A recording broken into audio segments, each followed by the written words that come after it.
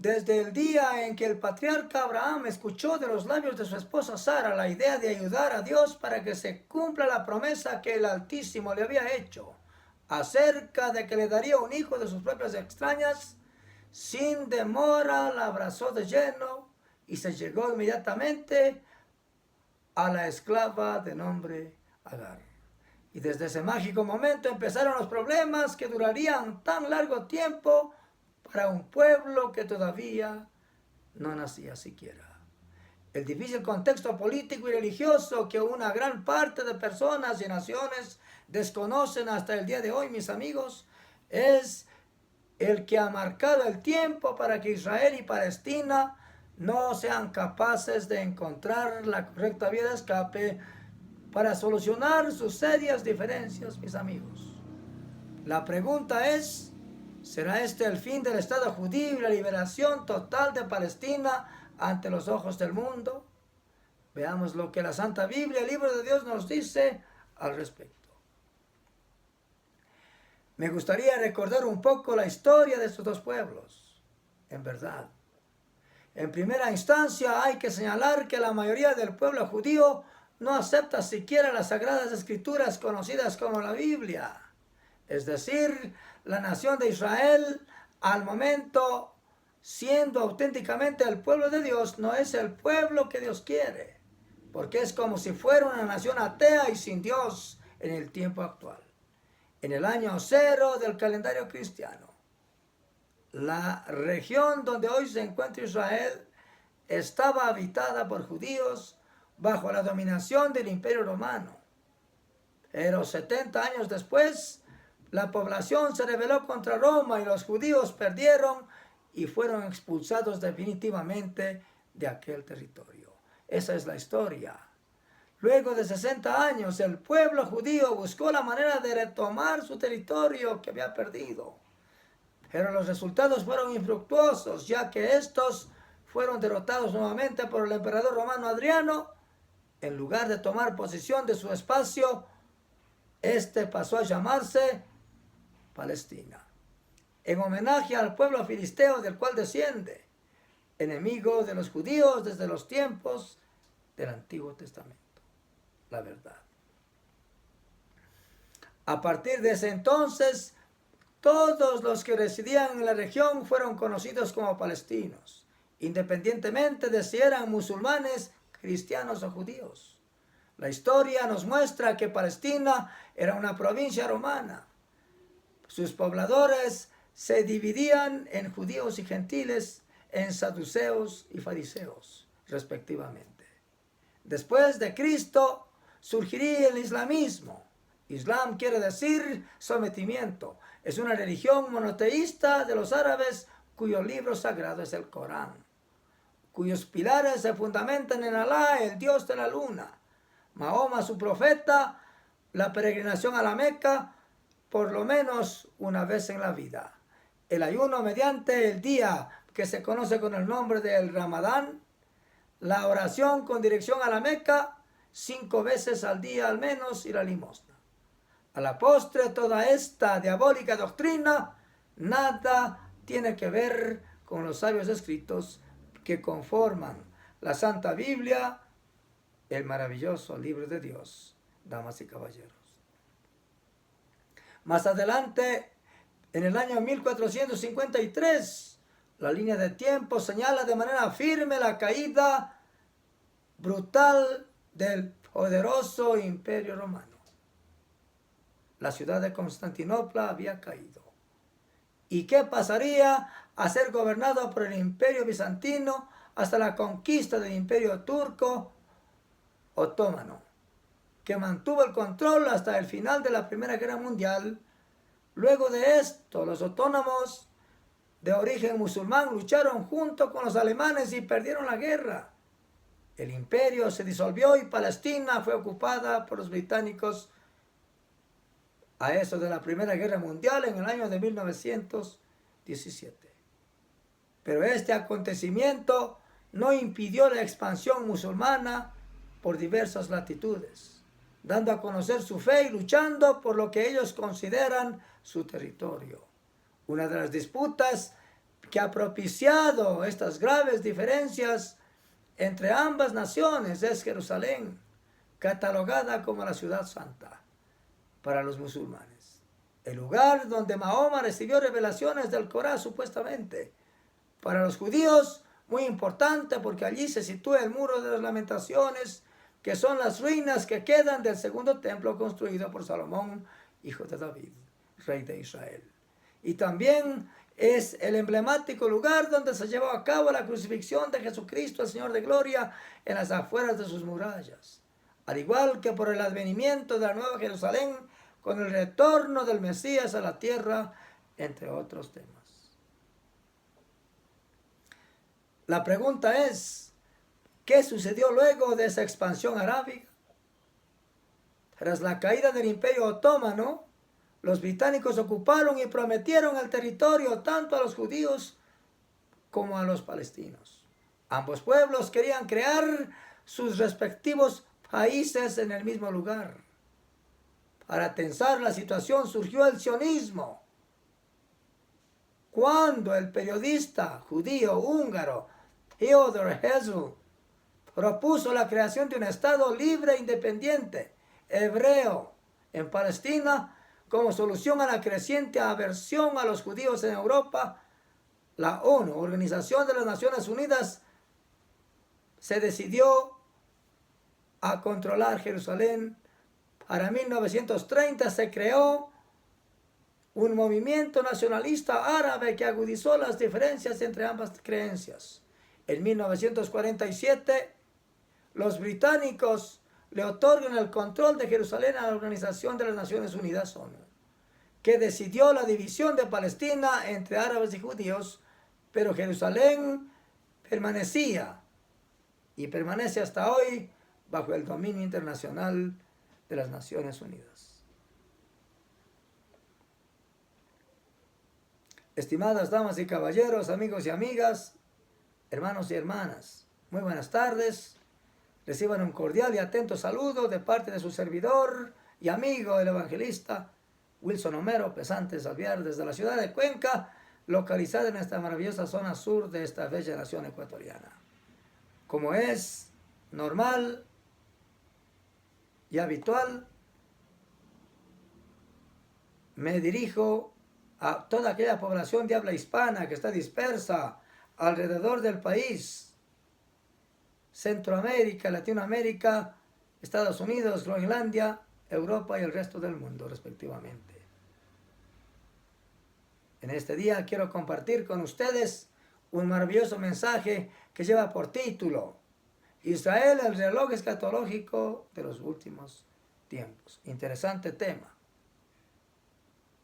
El presente estudio ha sido realizado bajo el método de bosquejo bíblico o estudio inductivo de la Biblia. Libro por libro, capítulo por capítulo, verso por verso,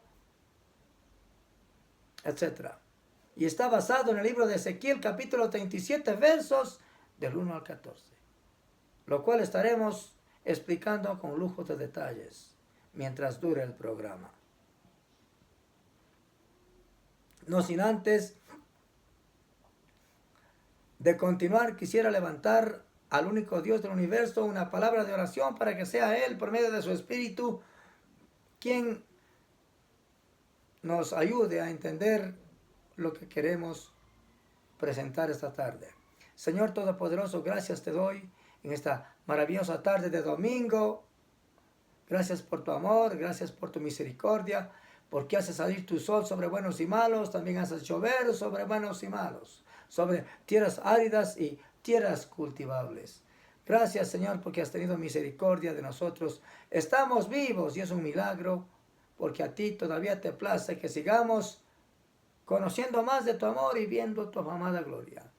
Gracias, Dios, abre nuestro entendimiento y danos sabiduría para entender tu preciosa palabra. En el nombre de Jesús, amén. El soplo divino tomó a Ezequiel y lo llevó al valle de los huesos secos. Dicen los versos del 1 al 4 del capítulo 37 del libro del profeta Ezequiel. Ezequiel se quedó atónito porque no comprendía el significado de lo que sus ojos estaban viendo. Examinaremos los versos 1 y 2 después de la lectura de los mismos.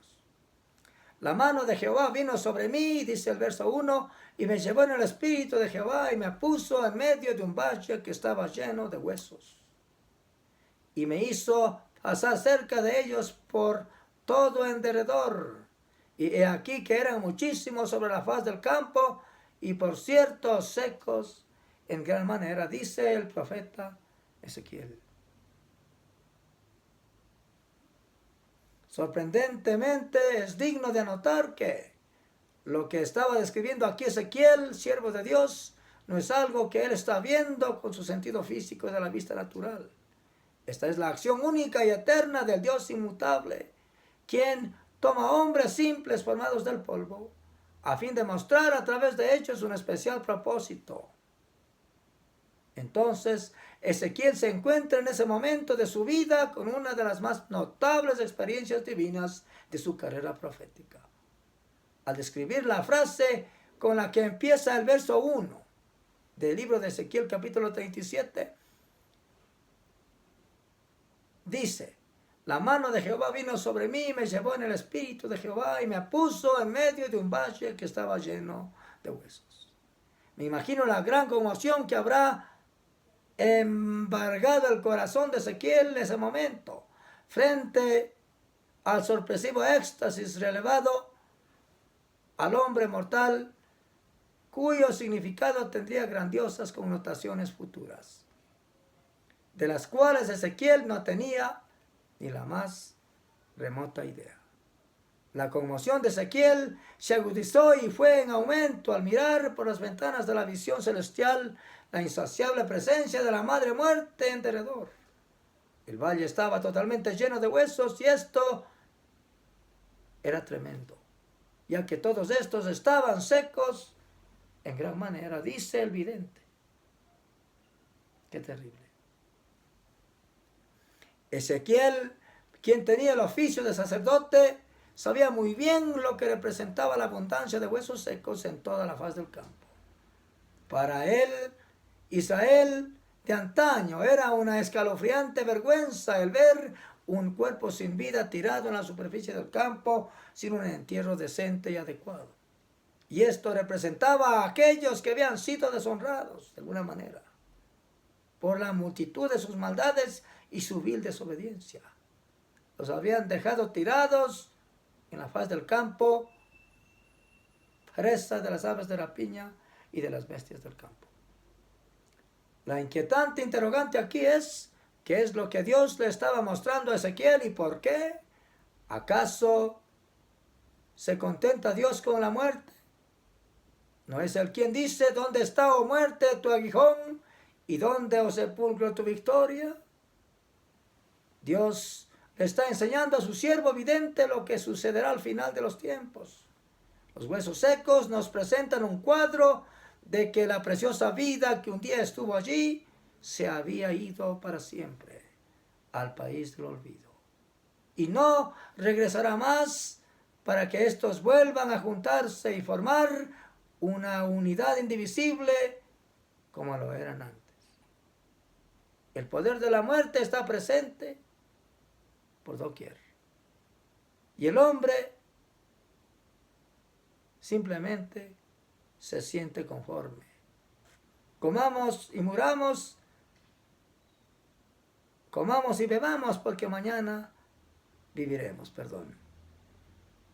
Los versos 3 y 4, primeramente el enunciado, dice: lo que primero le viene a la mente al ser que mira un hueso es que es de un ser que ha muerto y ya no está más entre nosotros. El verso 3 dice: y me dijo: hijo de hombre, ¿vivirán estos huesos? Y dije: Señor Jehová, tú lo sabes. Me dijo entonces: profetiza sobre estos huesos y diles: huesos secos, oíd palabra de Jehová. Qué interesante y qué raro a la vez, ¿no? Continuemos. Ezequiel estaba atónito y al borde del colapso porque no sabía la razón de tanta muerte. ¿A quién pertenecían esos huesos? Es el interrogante. En eso la voz de Dios se hizo manifiesta nuevamente diciendo, Hijo de hombre, vivirán estos huesos. Y dijo Ezequiel, Señor, tú lo sabes.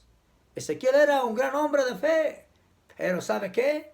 Él no tenía la más mínima esperanza en aquellos huesos secos y ni siquiera sabía la respuesta.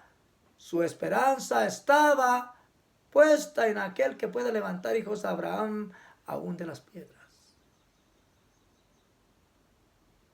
Los huesos son una representación de que alguien vivió una vez y ellos son el residuo de esas personas. Pero las piedras son seres inertes, dos cosas completamente diferentes. De repente Dios ordena al vidente realizar una tarea imposible al decirle, profetiza sobre esos huesos y diles, huesos secos, oíd palabra de Jehová. ¿Qué haría usted? Es la pregunta. Si de repente escucha una voz en medio de un velorio diciendo, Hijo de hombre, acércate al féretro y profetiza al difunto. Levántate y anda. ¿Qué sentiría usted? ¿Lo haría? Para el sentido más común, esto no pasaría de ser un acto vano y sin sentido, ¿verdad? La gran hazaña aquí en este pasaje es que Ezequiel obedeció sin demora lo mandado. ¿Y por qué él estaba tan seguro de hacerlo? Porque conocía la voz de quien le estaba hablando, unida a la fe que obra milagros inimaginables. ¿Conoce usted la voz del Dios que todo lo puede? ¿Lo ha escuchado alguna vez? ¿Qué haría si lo escucharía de repente? Es la interrogante. Veamos lo que dice los versos del 5 al 8 del mismo capítulo, pero no antes el enunciado. Retumbó en los cielos el Altísimo con su voz para vivificar lo inerte. Dios se especializa en todo aquello. Dios habló y lo que no tiene vida empezó a juntarse hasta formar una unidad perfecta. El verso 5 dice, así ha dicho Jehová el Señor a estos huesos, he aquí, yo hago entrar espíritu en vosotros y viviréis. Y pondré tendones sobre vosotros y haré subir sobre vosotros carne y os cubriré de piel y pondré en vosotros espíritu y viviréis. Y sabréis que yo soy Jehová. Wow. Notemos lo que sucede cuando un simple mortal se decide a obedecer la santa voz del Dios omnipotente. El verso 5 dice expresamente, así ha dicho Jehová el Señor a estos huesos. Y aquí yo hago entrar espíritu en vosotros y viviréis. Así lo hizo Ezequiel el vidente de aquel tiempo, quien jamás dudó de la palabra que había escuchado de Dios, por medio de la cual recibió fe, esperanza, fortaleza y amor para el infiel y perdido pueblo de su tiempo. Ezequiel fue un vidente profeta con el oficio de sacerdote que vivió en Babilonia. Todo esto que estaba pasando por su cabeza era nuevo para él. Sin embargo, su corazón fue siempre firme y estaba todo el tiempo plenamente dispuesto para hacer la voluntad de aquel que lo había escogido para tan delicada misión. El verso 5 de Ezequiel 37 nos recuerda que aquel maravilloso ser que llamó a Ezequiel al ministerio es el único Dios infinito, que tiene poder para volver a la vida aquello que ya ha muerto hace mucho tiempo. Y esto es lo que nos anima sobremanera a confiar en Él. Si las circunstancias en su vida han muerto hace ya muchos meses, como para mí, tengo la esperanza de que Dios revivificará lo que se ha perdido. Solo hay que seguirlo. Solo hay que tener paciencia. Solo hay que aprender de Él con humildad a esperar, aunque es difícil. Los huesos secos representan el abandono fatal, la desolación y la muerte. En medio de todo ese trágico panorama, Dios tiene la oportunidad de mostrarle a Ezequiel que Él es todopoderoso y que es Él y nadie más. aquel que puede hacer que lo imposible surja de la nada. La palabra hebrea bara quiere decir crear de la nada. Bereshit bara Elohim. En el principio creó Dios de la nada, dice esa expresión. Y a esto es lo que podemos llamar renovación divina. Este maravilloso verso 5 nos recuerda además que Dios, como el tenor de la vida, está dispuesto a dárnosla sin reproche cuando la pedimos con fe. Como podemos ver en la secuencia del verso 5, los huesos sobre los cuales Dios ya había añadido tendones, músculos, carne y piel parecían estar tan solo dormidos. Pero era un ejército grande, en verdad. Pero no tenían vida hasta que el Espíritu de Dios entró en ellos. Este es un maravilloso ejemplo que bien lo podemos aplicar a nuestra realidad actual. De la misma forma que aquellos cuerpos que estaban en la faz del campo, aparentemente dormidos, mas sin vida dentro. De manera similar, las personas se muestran físicamente vivas hoy en día, mas sin una adecuada relación con Dios, no tienen dentro de sí la vida verdadera que Dios exige para el ocaso. Ezequiel 37:5 muestra el poder y la capacidad de renovación divina. Dios tiene el poder de traer a la vida aquello que ya ha muerto. Y podemos encontrar nuestra propia esperanza y renovación en Él. Al aplicar este versículo en nuestras vidas, podemos enfrentar situaciones difíciles con la confianza y la fe en que Dios tiene el poder de crear algo nuevo y bueno de la aparente nada. Veamos los versos 7 y 8, previo al enunciado. La obediencia tiene el maravilloso efecto de probar la genuina fe que produce singulares milagros vivos. El verso 7 dice: profeticé pues como me fue mandado. Y hubo un ruido mientras yo profetizaba. Y he aquí un temblor, y los huesos se juntaron, cada un hueso con su original. Y miré, y he aquí tendones sobre ellos, y la carne subió, y la piel cubrió por encima de ellos, pero no había en ellos espíritu ni vida. El verdadero hombre de fe es siempre diligente y está presto a obedecer el mandato del Supremo Hacedor, a la primera y no a la segunda ni a la tercera vez. Cuando se cree en esperanza contra toda esperanza y al estar decidido a seguir firmemente el camino trazado, la fe de esa persona es probada. El verso 7 empieza con la frase: profeticé, pues como me fue mandado. Y al instante, en medio de un estrepitoso sonido que calaba los oídos, sucedió lo inimaginable. Cada hueso comenzó a unirse con aquel que correspondía a cada cuerpo, y sobre ellos tendones, músculos y piel, tan rápido como pasa el viento. Al fin, el vasto campo estaba lleno de cuerpos completamente restaurados. Lo único que faltaba en ellos era vida. El Dios que se especializa en darla sin demora cumplió su cometido en fracción de segundos. Y aquellos huesos unidos a cada cuerpo volvieron a vivir el milagro de los siglos. Se había hecho realidad en ese instante, cumpliéndose al unísono lo dicho por el sabio maestro indiscutible: no es la vida más que el alimento y el cuerpo más que el vestido. Solo dijo Jesucristo. La pregunta aquí es: ¿qué clase de pueblo, comunidad, aldea o nación es aquella que yacía en forma de inútiles y abandonados huesos secos en medio de tan extenso valle? La respuesta no se hace esperar. Esta nación sin vida, tendida en multitud de cadáveres a lo largo y ancho de aquel extenso valle, es Israel, la niña de los ojos de Dios, que yace todavía como un cuerpo sin vida sobre la faz del campo hoy mismo, mis amigos.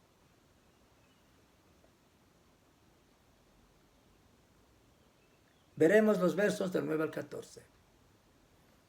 El reloj profético de Dios había estado detenido por 2000 años. Y en un momento inició su cuenta regresiva. Esto es lo más notorio de todo el estudio. Dios sopla sobre los cuerpos muertos con su espíritu y estos vuelven a la vida. Dios dice, hágase la luz, y fue la luz de inmediato. Dice el verso 9, y me dijo, profetiza al espíritu, profetiza hijo de hombre, y di al espíritu, así ha dicho Jehová el Señor, espíritu ven de los 4 vientos y sopla sobre estos muertos y vivirán. Y profeticé como me había mandado, y entró espíritu en ellos y vivieron. Y estuvieron sobre sus pies un ejército grande en extremo, dice, admirado el profeta Ezequiel. Dios en su voluntad permisiva había decidido poner su maravilloso reloj profético en stand-by por un largo periodo de aproximadamente 2000 años. El ser humano pudo indagar de Dios la razón del porqué en este asunto. A manera de explicación puedo decirles que Dios formó a Israel de los lomos del patriarca Abraham con el objetivo de que este pueblo fuera aquel poderoso reflector que alumbrara la oscuridad del mundo, del pasado y el presente y el futuro. El tiempo de la visitación de Jesucristo, su amado Hijo, el verdadero Mesías Salvador, llegó a inicios del primer siglo de nuestra era, quien vino a decirle a Israel que Él era el cumplimiento de aquella maravillosa promesa que el Padre había hecho a Israel a través de sus profetas desde el tiempo antiguo. Y ellos simplemente no le creyeron. Por el contrario, lo acusaron de seductor y le dijeron, tú eres un seductor. Y le dieron la más vergonzosa muerte, colgándolo al desnudo en una cruz, hasta que su corazón, sin tener más sangre que bombear, se detenga por amor al hombre, su creación. Sí, justo allí es donde se detuvo el reloj profético de Dios, mis amigos. Dios permitió que Israel quede a la deriva como una nación atea y sin Dios. Hasta aquí la explicación del porqué de este asunto. Dios vendrá en el tiempo postrero con el poder de su Santo Espíritu y soplará sobre aquellos muertos que son la casa de Israel y los vivificará por completo para que le teman, lo reconozcan y lo adoren por siempre como su Dios y ellos como su único pueblo, dice el profeta Ezequiel. Los versos 11 y 12. El pueblo está como muerto, pero Dios abrirá sus sepulcros y los hará regresar de todas las partes del mundo a la tierra de Israel. El verso 11 dice, me dijo luego, hijo de hombre, todos estos huesos son la casa de Israel. Aquí ellos dicen, nuestros huesos se secaron y perdió nuestra esperanza, se perdió y pereció, y somos del todo destruidos. Por tanto, profetiza y diles, así ha dicho Jehová el Señor, he aquí yo abro vuestros sepulcros, pueblo mío, y os haré subir de vuestras sepulturas y os traeré a la tierra de Israel. Por su rebeldía y desobediencia, Israel es actualmente una nación que siente que ha perdido el norte, y con la esperanza sin él.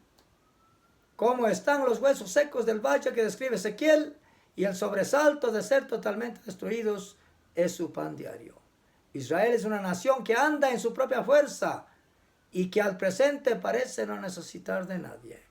Tiene uno de los ejércitos más poderosos del mundo, goza de tecnología de punta en todos los campos y posee una de las economías más sólidas del planeta. Sin embargo, es una nación que vive en constante inseguridad y con la necesidad de depender de sus armas por el asedio de sus enemigos más comunes de alrededor. Y esta situación irá a mayores hasta que Israel entienda que no es el poder militar que tiene, con toda su rigurosa disciplina, ni su tecnología de punta, mucho peor su economía, la que le otorgará la paz perfecta que esta nación tanto anhela. La verdadera paz que Israel tanto busca está solo y únicamente en la persona de Jesucristo, nuestro maravilloso y auténtico Salvador, en quien Israel todavía no ha llegado a creer, y lo que es peor, aún no sabe que Dios, a pesar de su incredulidad, lo protege como su amado pueblo.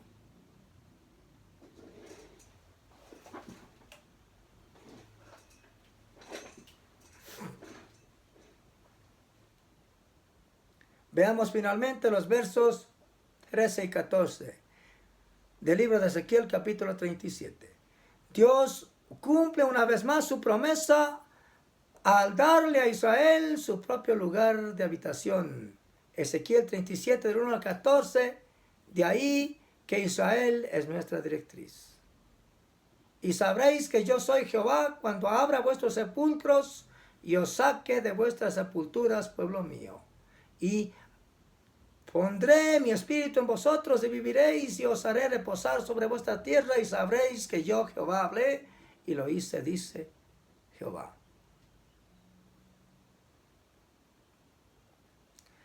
El 14 de mayo del año 1948, el recientemente creado Consejo de las Naciones Unidas de aquel entonces decidió reconocer a Israel como una nación soberana, libre e independiente, con todos los derechos que poseen las demás naciones del mundo.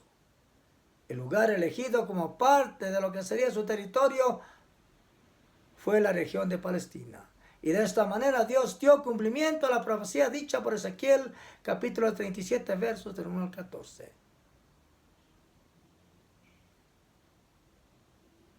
Esto claramente está en la sección del Antiguo Testamento. Dios dice a través de Ezequiel que su pueblo conocerá quién es su Dios cuando el estilo de vida de los israelitas sin Dios haya sido renovado, al tiempo que el Altísimo les haya dado el poder y la motivación para estar en una dimensión diferente a la que están ahora. Israel conocerá la grandeza de Dios, porque Él pondrá en ellos su precioso espíritu y aprenderán a vivir en el espíritu de la verdadera fe que vence el mal y guía a los hombres por la senda del bien, siendo aquel glorioso pueblo que Dios siempre quiso que sea Israel. No un pueblo xenofóbico, sino un pueblo que ama a sus enemigos según la cultura que gobierna aquel maravilloso régimen nuevo del Espíritu, dirigido por el verdadero y único Mesías Salvador de la humanidad, Cristo Jesús.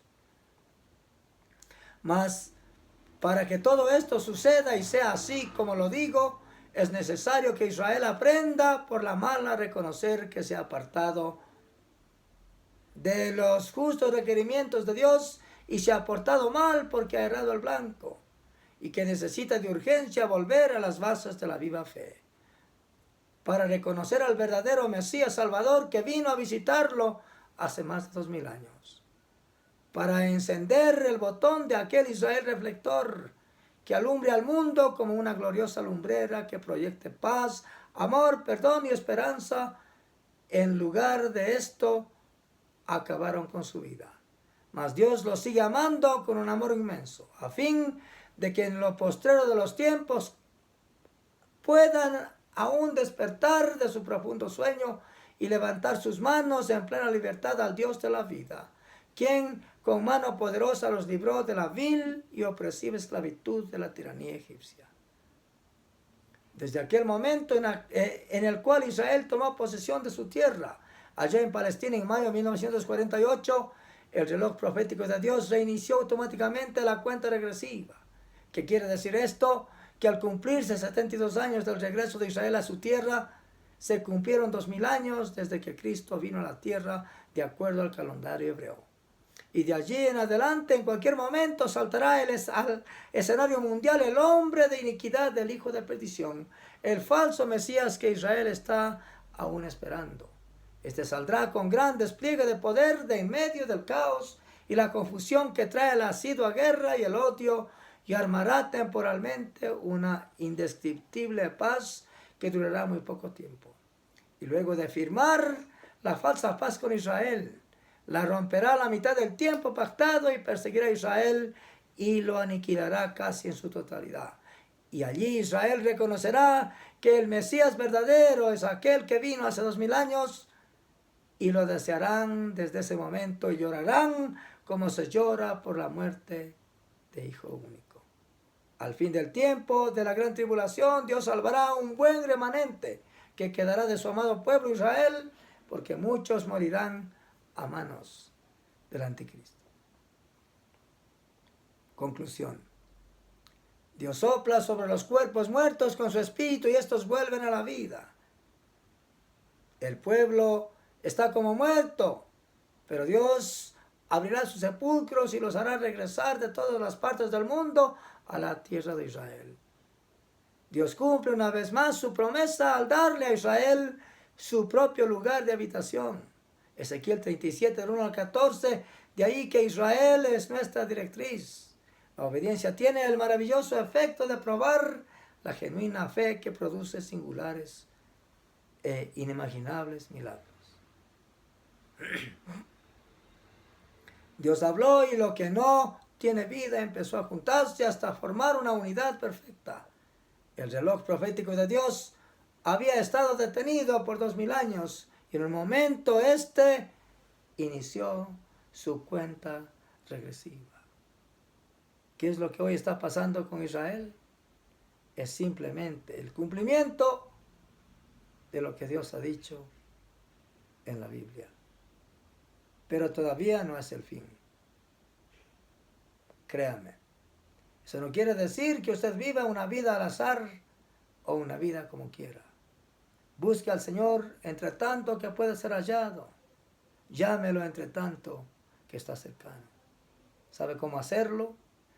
Por medio de Jesucristo y en su nombre ocurren grandes cosas, señales y maravillas, milagros sin par, muertos que se levantan, personas que sanan de un cáncer, personas con su relación marital rota vuelven a la vida y son felices. Si no ha hecho usted la oración de arrepentimiento, repite una oración conmigo en esta noche y que Dios lo ayude.